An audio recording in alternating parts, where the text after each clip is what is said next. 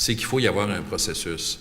On gère quand même des immeubles qui coûtent des millions de dollars dans la plupart des cas, des immeubles qui doivent être gérés. C'est l'argent des citoyens, c'est l'argent de l'État.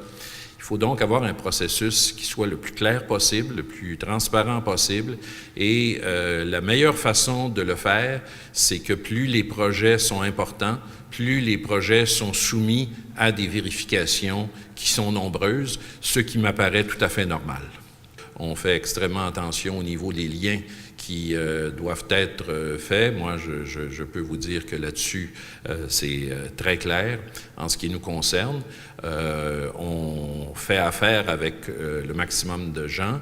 Si une chose qu'on a mis pour encore en ajouter une couche, si on veut, c'est qu'après 10 ou 15 ans, quand on est au même endroit, quand on est en location au même endroit, c'est l'obligation d'aller au marché.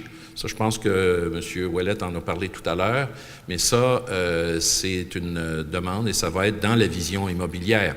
Nous avons confié à des avocats le soin de récupérer les sommes, de prendre les mesures qui étaient nécessaires pour récupérer des sommes, en même temps qu'il y a eu, je dirais, le travail de l'UPAC.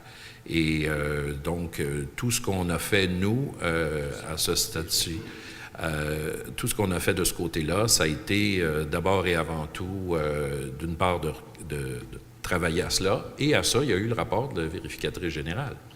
Alors, quand vous mettez les trois éléments, on a toute l'information la seule information qui nous manque actuellement, c'est les résultats de l'enquête policière.